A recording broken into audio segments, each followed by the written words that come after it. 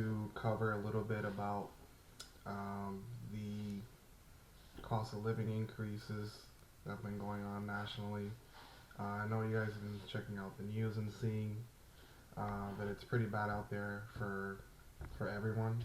But I wanted to see how it affected us, and I did some digging around in some HUD data, Housing of Urban Development, to see what they define as low income, qualifying for subsidized housing, and how that compares to the salary increases we've been getting for the last 4 years.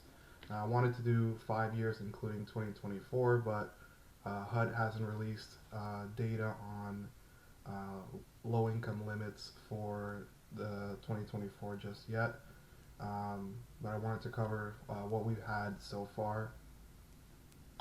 And what I've seen so far is, despite we've gotten some supposedly good wage increases for the last 4 years, it hasn't been really enough to keep up with inflation and the cost of living increases happening locally.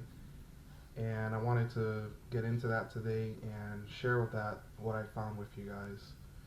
So when looking at the pay from 2019 up until 2023, we can see that the carriers had the smallest increase over that time period. They've experienced a 15% pay increase for those 4 years. They went from 39,000 to about 46. The clerks, they've gone from 43,000 in 2019 to 53. And surprisingly, the biggest increase was for MyCrafts and mail handlers. We've seen a 26% increase from 34,900 to about 43,957. It's about 26% increase.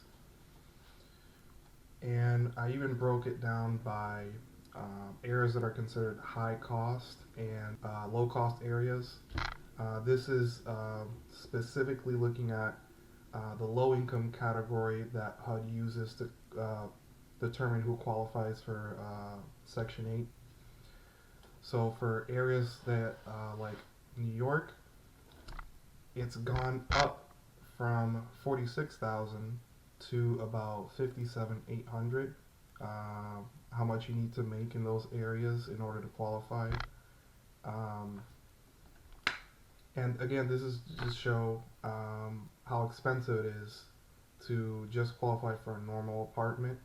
These are still wages that you'd have a hard time living off of.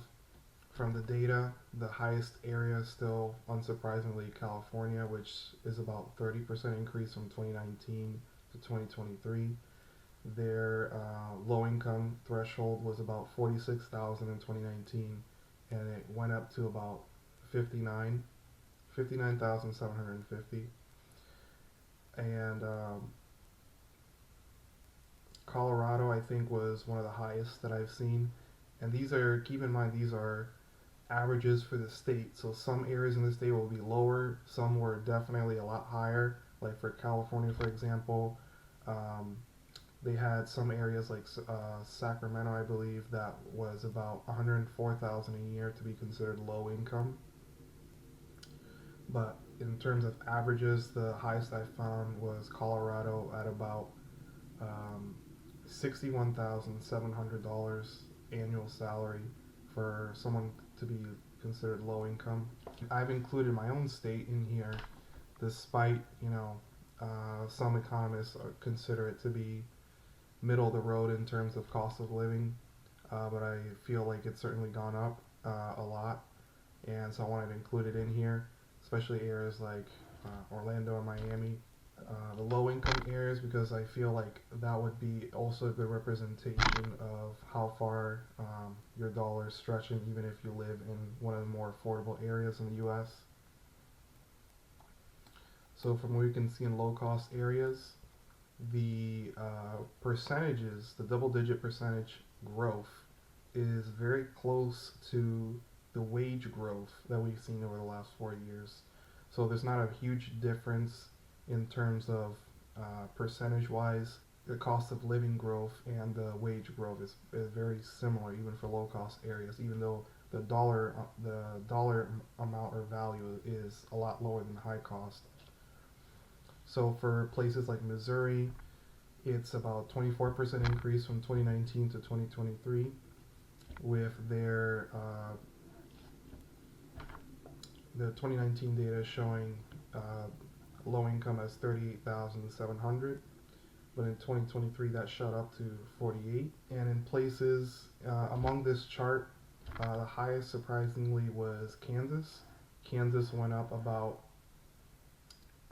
from 42,000 in 2019 to about 51,300, which was one of the highest increases over that 4 year span for a low cost area. That even beats out places like Florida on average. That's surprising considering Kansas is a very low cost state overall for other things for most areas. So it's definitely gone up a lot, and it's just indicative of the fact that this problem isn't just stuck to like one specific area of the U.S., like the East Coast or West Coast. This is kind of like happening everywhere. And the difference between the local cost of living and the starting wages, despite the growth we've been seeing with these contracts, the wage increases, hasn't really been keeping up. I'll use Florida as an example because it's, like I said earlier, it's middle of the road in terms of what people consider high cost and low cost, and it gives a good insight into how things are tracking overall. So for Florida, I'm gonna break it down by the different crafts. So in 2019, the difference for a mail handler, a starting mail handler, and the local cost of living, using the HUD data, was about, we lost $1,546 for that year. And in 2023, that increased, so we lost $2,493, which, put that together, that's saying it another way, that's about $947 we lost over the 4 years due to local cost of living increases.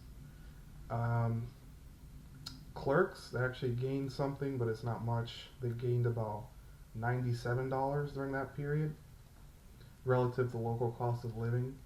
And carriers lost the second most. They lost $412 if they lived in a state like mine. And even in low cost states, that's been the trend as well, is our postal salary doesn't stretch as far as it used to. And I think without these contract fights that are happening right now, especially the big one with the letter carriers that's happening this year where they're choosing the arbitrator, I think this problem may get worse, which is why we need a drastic boost to our pay. So I'm gonna be looking into that for this year and let you guys know, because I really think that will have like a domino effect for the other unions if we can do what Brian Renfro was trying to do and eliminate Table 2 and create a new pay scale. That will trickle down to the other unions, which is why I think this negotiation is being dragged out a lot. The rental market in Florida, for example, like a high cost area like Miami, 92% of the apartments there, they are priced between 1,500 to 2,000 and up. So that means, since the landlords often require 3 times the income in order to qualify, that you would need a salary between 54 to 72,000 or greater in order to qualify if you lived in Miami. And it's likely a little bit more because that's just to meet the 30% rule in order to afford the area. But 70% of people in Miami rent, only 30% are able to own a home. That's one of the highest rent to own ratios, I think, in Florida, or probably nationally as well.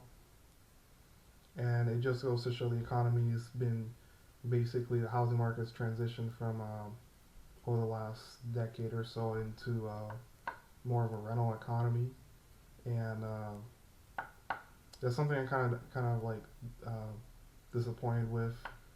Um, that we're really not working to own anything anymore or have our own place. We're working to basically be someone's roommate, and hopefully we can get something better in the letter carrier contract.